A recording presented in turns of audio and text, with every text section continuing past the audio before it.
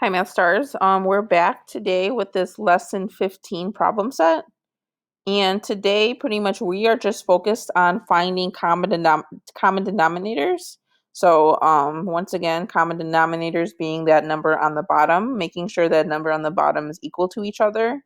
And then we're going to be able to compare these fractions by writing greater than, less than, or equal on the line. And very important, just they want to continue to reiterate that each area model, each tape diagram, each chocolate bar, whatever, is always equal to 1. Okay? Always equal to 1. So, let's compare some fractions by finding common denominators by multiplying most specifically. Okay? So, they partially did, or it looks like they did kind of all of 1A for you. So they were comparing 1/2 and 2/3.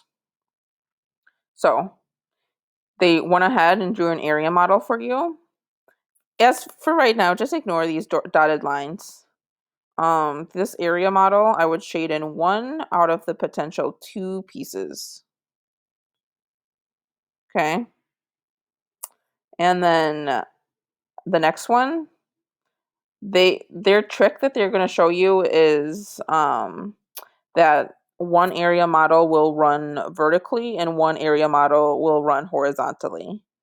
I know with talking with some students, I know that that might be kind of confusing, but just to let you know, that's why that this model is run horizontally. So we have 1, 2, 3 pieces, and then 2 are shaded in. Okay. And then, but we know that 2 and 3 do not equal each other. So an easy trick, and that 2 and 3 are not multiples of each other either. Okay, so an easy trick for all of this is to just multiply our first fraction by our denominator of our other fraction. And then our second fraction by the denominator of the first fraction. Okay? And this is the algorithm. This is going to follow you. Knowing this tool is going to follow you through the rest of your math studies. Very important algorithm to know to find that common denominator. So now I'm just going to multiply. 1 times 3, that's easy, that's 3. 2 times 3, that's 6. Remember, Math Stars, always list your multiples if you're stuck. Okay? Always list your multiples if you are stuck. Next, I have 2 times 2, that's 4. And 3 times 2, that is 6. Okay? And that is how they got 3 over 6 and 4 over 6. And I know my denominators are the same, but 4 is definitely a bigger number than 6. Or 4 is definitely a bigger number than 3.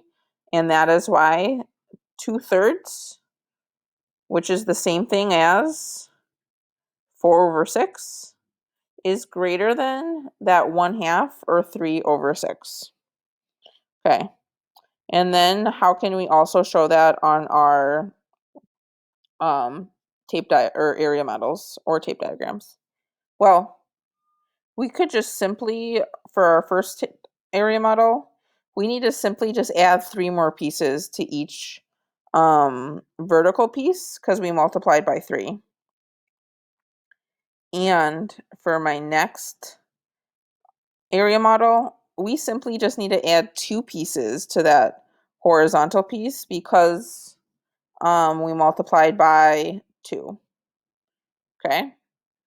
So this is brand new stuff. Might be a little tricky, but let's do some more to get better at it.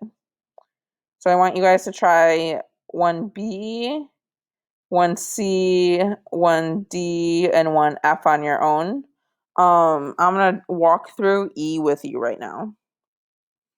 So I have 5/8, and I'm going to compare that to 6/9.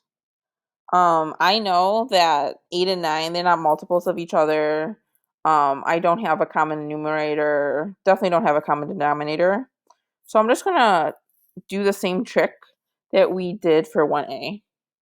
So I'm going to take my first fraction and I'm going to multiply it by 9 because that's my denominator for my second fraction.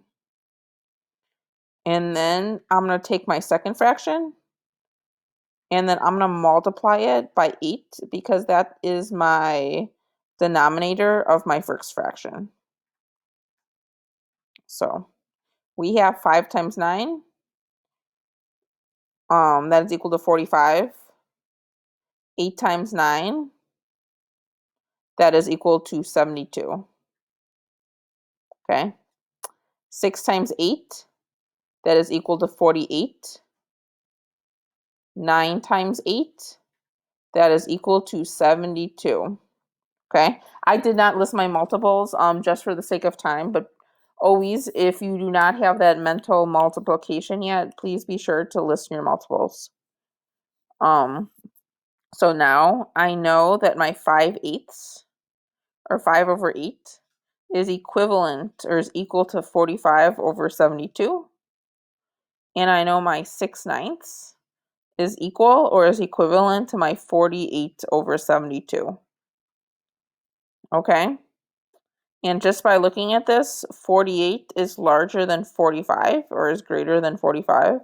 So I'm going to go ahead, draw that greater than sign. Simple, draw that greater than sign. Okay. And if I were to draw an area model, I would have simply gone 1, did 1, 1, 2, 3, 4, 5, 6, 1, 2, 3, 4, 5, 6, 7, 8. I would have shaded in 5 because 5 was my original numerator. And then I would have went ahead and added 9. I would have made sure I would have then had 9 horizontal pieces because I multiplied by 9. 1, 2, 3, 4, 5, 6, 7, 8, 9. Apologize for the bad lines, but this now is equal to 45 over 72. Okay? I would have done the same thing for 6 over 9. Okay? Now, let's move on to 2. I will walk through 1 together, and then you guys should be all good to go. So, rename the fractions as needed. Use multiplication in order to compare each fraction by writing greater than, less than, or equal to. Okay, seems simple enough. Let's do the same trick that we've been doing. So, let's do b together. So, my first fraction, I have 2 over 6. I'm going to multiply both the numerator and denominator by my denominator of my second fraction. And then I have 3 over 8. And I'm going to multiply my numerator and denominator by my first fraction's denominator. And then I'm going to get 8 times 2. That is 16. 6 times 8 is 48. So I know that 2 over 6 is equivalent or is equal to 16 over 48. And then I have 3 times 6. That is 18. 8 times 6 is 48. So then I know that this 3/8 or 3 over 8 is equivalent to 18 over 48.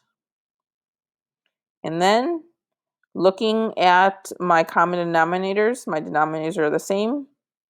Looking at the numerators, 18 is a larger number than 16.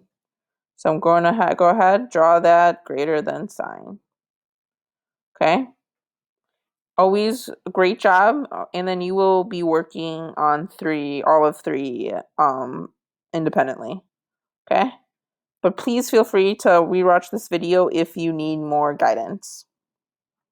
But as always, great job working hard this week, getting better and better at fractions and comparing fractions by using number lines, using multiplication, using area models, all of that good stuff.